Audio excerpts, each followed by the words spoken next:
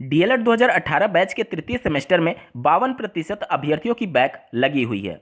आप लोग के लगातार परेशान करने वाले कमेंट्स मेरे पास आ रहे हैं कि सर मेरा इतना नंबर है, मैं कॉपियों का फिर से मूल्यांकन कराना चाहता हूं या फिर चाहती हूं। और साथ ही साथ बहुत डिप्रेशन वाले कमेंट्स भी आप लोग के आ रहे हैं जो कि मुझे भी विचलित कर रहे हैं। यहाँ पर मैं बता दूं कि किसी भी समस्या का हल आप परेशान होकर के नहीं निकाल सकते हैं। आपको धैर्यपूर्वक और शांतिपूर्वक फैसले लेने होंगे कि आपके लिए बेहतर विकल्प क्या है। आपके पास जितने रिसोर्सेज हैं उसमें से बेहतर विकल्प आपको चुनना होगा। इस वीडियो में मैं आप सभी की समस्याओं पर चर्चा करूंगा। आप लोग के मन में जो भी प्रश्न उत्पन्न हो रहे होंगे कि कॉपियों का मूल्यांकन माननीय कोर्ट में इस मामले को चैलेंज करना, आरटीआई डाल करके कॉपियों के फिर से मूल्यांकन करने, आपके मन में जो भी तमाम प्रश्न उत्पन्न हो रहे हैं उन सब पर डिटेल में चर्चा करेंगे। नमस्कार दोस्तों, मेरा नाम है नीरज और आप देख रहे हैं करियर बिट यूट्यूब चैनल। अगर आप इस चैनल पहली बार विजिट कर रहे हैं तो इसको सब्सक्राइब करते हुए बेल आइकन को प्रेस करना ना भूलें।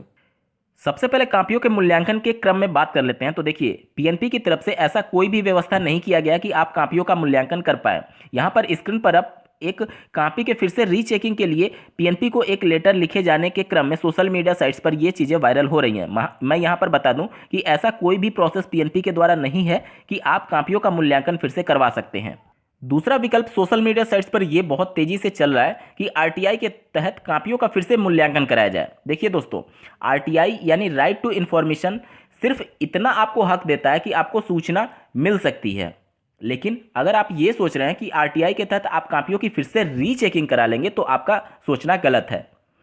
यहाँ पर आरटीआई के तहत अगर आप प्रोसेस पे जाते हैं तो आपको कुछ खास लाभ नहीं मिलेगा, क्योंकि रिजल्ट के माध्यम से आपको आपका नंबर पता चल चुका है और वहाँ से आप रीचेकिंग के लिए अप्लाई नहीं कर पाएंगे कि आरटीआई के तहत आपकी कॉपियों का फिर से रीचेकिंग किया जाए। और आरटीआई प्रोसेस में कम से कम 1 महीने का भी वक्त लग जाता है। तो आपके पास इतना समय नहीं है, क्योंकि आने वाली शिक्षक भर्ती में भी आप लोगों को शामिल होना है। और तीसरा विकल्प आप लोग के द्वारा ये सुझाया जा रहा है कि माननीय कोर्ट में इसको चैलेंज किया जाए। देखिए दोस्तों, ये जो आज सिचुएशन हो रही है, आज से लगभग 2 साल पहले भी ऐसी सिचुएशन हो चुकी है बीटीसी 2015 बैच के साथ। जब उत्तर प्रदेश में 69,000 शिक्षकों की भर्ती के लिए विज्ञापन जारी किए जा रहे थे, उस समय बीटीसी 2015 बैच के 4th सेमेस्टर के रिजल्ट की घोषणा हुई थी, जिसमें 18 से 20,000 अभ्यर्थियों का लगभग बैक लगा हुआ था। और उनमें से कुछ अभ्यर्थियों ने माननीय कोर्ट का दरवाजा खटखटाया कॉपियों के फिर से मूल्यांकन कराने के संदर्भ में। लेकिन कोर्ट भी एक बहुत लंबा लेंदी प्रोसेस होता है। आप मान करके चले कम से कम इसमें भी 1 महीने का वक्त लग जाएगा। इसके अलावा आपके पास रिसोर्सेज भी होने चाहिए पैसे वगैरह के लिए। तो इस सेंस में ये भी आपके लिए बहुत ज़्यादा लाभकारी नहीं हो पाएगा, क्योंकि 1 महीना आपका फिर से समय विलंब होता चला जाएगा और आने वाली शिक्षक भर्ती का इस पर बहुत ज़्यादा प्रभाव पड़ेगा अगर 1 महीना आप समय इसमें गंवा देते हैं। और तीसरा विकल्प ये माना जा रहा है कि स्क्रूटनी के तहत आप लोग का फिर से स्क्रूटनी का फॉर्म भर के कॉपियों को फिर से देखा जाए।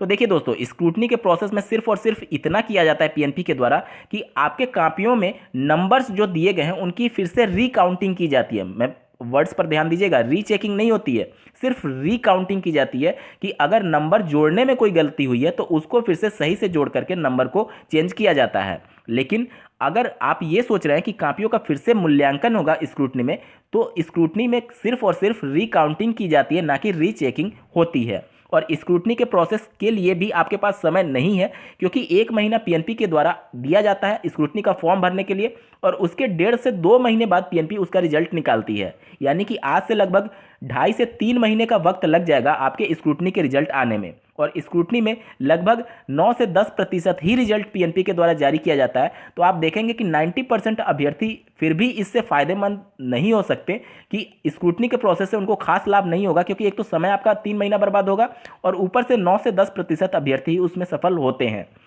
तो सबसे बेहतर जो विकल्प है वो ये है कि आप सभी अभ्यर्थी पीएनपी पर इस बात के लिए दबाव बनाएं कि जल्द से जल्द डीएलएड 2019 बैच के तृतीय सेमेस्टर की परीक्षा का आयोजन किया जाए, क्योंकि 6 फरवरी 2021 को डीएलएड 2019 बैच के तृतीय सेमेस्टर का प्रशिक्षण समाप्त हो रहा है। उसके बाद से पीएनपी फ्री है कभी भी उनके तृतीय सेमेस्टर की परीक्षा कंडक्ट कराने के संदर्भ में। आप लोगों की परीक्षा के संदर्भ में एससीईआरटी ने जनवरी माह के अंतिम सप्ताह में बोला था, जो कि अब बहुत ही मुश्किल दिख रहा है। तो फरवरी के फर्स्ट वीक में आपकी परीक्षाएं पीएनपी के द्वारा आयोजित की जा सकती हैं।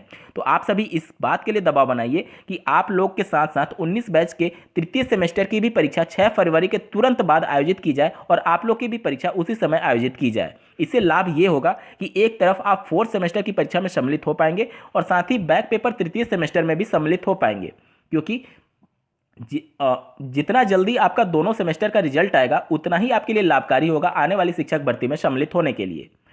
और इसके अलावा मेरी नज़र में कोई भी दूसरा विकल्प नहीं है बैक पेपर जैसे मामले से निकलने के लिए, क्योंकि इस समय आपके पास समय की कमी है आने वाली यूपी टेट और सुपर टेट की परीक्षा को देखते हुए। आपके नज़र में बेहतर विकल्प क्या है, कमेंट्स के माध्यम से ज़रूर बताइएगा।